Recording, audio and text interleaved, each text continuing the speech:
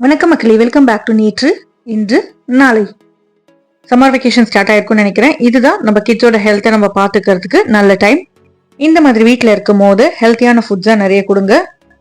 ஒரு super food, super ஹெல்த்தியான ஒரு ரெசிபி தான் இன்னைக்கு நான் உங்களுக்கு சொல்ல போகிறேன். முருங்கா த சூப்பர் ஃபுட்னு சொல்கிற முருங்கைக்கீரையை வச்சுட்டு இன்னைக்கு நம்ம தொகையில் அரைக்க போகிறோம். இந்த ரெசிபி பண்ணுறது ரொம்ப ரொம்ப ஈஸி. சூடான சாதத்தில் கொஞ்சமாக நெய் சேர்த்து பிசைஞ்சு சாப்பிட்டாலும் நல்லாயிருக்கும், இல்லைனா இட்லி தோசைக்கு தொட்டுன்னு சாப்பிட்டாலும் ரொம்ப நல்லாயிருக்கும். இதை இன்னும் ஹெல்த்தி ஆக்கிறதுக்கு நான் முருங்கைக்கீரை கூட கருப்புளுந்து யூஸ் பண்ண போறேன். இந்த முருங்கைக்கீரை தொகையில் நான் எப்படி பண்ணங்கிறத பாக்கிறதுக்கு முன்னாடி நம்ம சேனலுக்கு நீங்க ஃபர்ஸ்ட் டைமா வரீங்கன்னா மறக்காம சப்ஸ்கிரைப் பண்ணுங்க. இந்த தொகையில் பண்றது ரொம்ப ரொம்ப ஈஸி தாங்க. ஒரு 10-15 மினிட்ஸ் இருந்தா போதும், தொகையில் ரெடி ஆயிடும். முதல் ஸ்டெப்பா பாத்தீங்கன்னா முருங்கைக்கீரையை நல்லா கிளீனா ஆஞ்சு வாஷ் பண்ணி தண்ணி எல்லாம் வடிய வச்சிடுங்க. அடுத்ததா கடாயில 1 டீஸ்பூன் எண்ணெய் சேர்த்துக்கலாம். எண்ணெய் சூடானதும் 4 டேபிள் ஸ்பூன் அளவுக்கு கருப்புளுந்து சேர்த்துக்க போறோம். உங்ககிட்ட கருப்புளுந்து இல்லைன்னா நீங்க வெள்ளை உளுந்து யூஸ் பண்ணிக்கலாம். பட் கருப்புளுந்து யூஸ் பண்ணும் போது நம்ம உடம்புக்கு ரொம்பவே நல்லது. முக்கியமா பெண் குழந்தைகளுக்கு கருப்புளுந்து ரொம்ப நல்லது. அந்த காலத்துல கருப்புளுந்து பாத்தீங்கன்னா நம்ம நிறைய யூஸ் பண்ணிட்டு இருந்தோம். ஆனா காலப்போக்கில் நம்ம கருப்புளுந்து யூசேஜ் ரொம்ப கம்மியாயிடுது. இந்த மாதிரி கண்ணுக்கு தெரியாத டிஷ்ஷஸ்ல பண்ணி கொடுத்தீங்கன்னா அவங்க சாப்பிட்டுருவாங்க. உளுந்து பொன்னிறமா மாறும் போதே நம்ம 3-5 காஞ்ச மிளகாய் சேர்த்துக்கலாம். உங்க வீட்டு காரத்துக்கு ஏற்ற மாதிரி நீங்க காஞ்ச மிளகாய் சேர்த்துக்கோங்க. உளுந்து வறுபட்டதுக்கு அப்புறமா 2 கப் அளவுக்கு முருங்கைக்கீரை சேர்த்துக்கலாம்.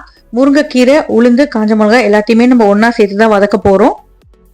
தண்ணியே சேர்க்காம முருங்கைக்கீரையில இருக்கிற தண்ணியிலேயே நம்ம ரோஸ்ட் பண்ணிக்கலாம். கீரை பார்த்தீங்கன்னா ஒரு 3/4 பங்கு வேகணும். வதக்கிட்டே இருந்தாலே உங்களுக்கு கீரை வெந்துடும்.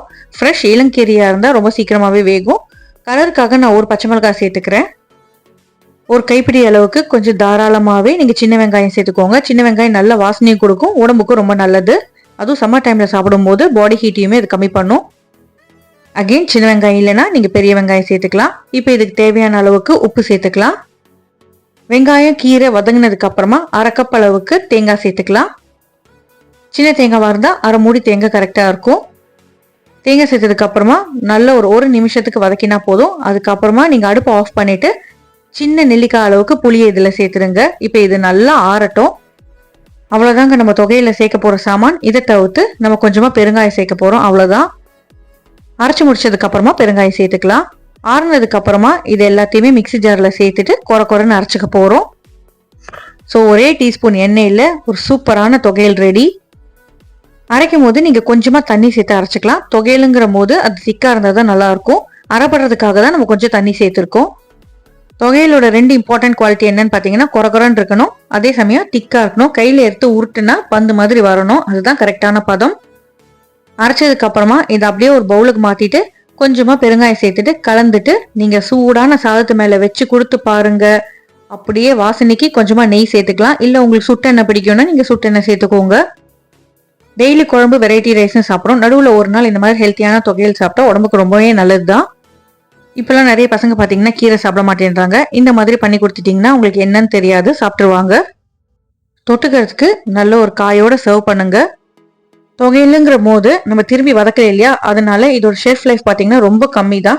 பண்ணி முடிச்சுட்டு உடனே கன்சியூம் பண்ணிடுங்க. இல்ல ஃப்ரிட்ஜில் வச்சீங்கன்னா 1/2 நாள்ல சாப்பிட்டுருங்க.